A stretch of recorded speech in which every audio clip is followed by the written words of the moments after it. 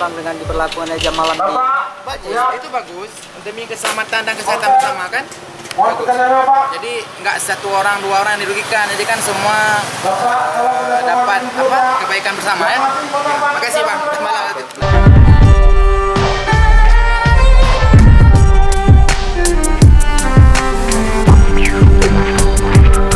Kalau sudah berlaku jam malam ini 20.30 itu sudah di rumah. Jadi saya himbau rekan-rekan, mungkin pelaku kantor, kemudian pelaku usaha, bisnis dan lain sebagainya, punya warung mungkin, karyawannya itu bukan 20.30 baru ditutup, tapi 20.00 mungkin ditutup, 20.30 itu sudah di rumah semua.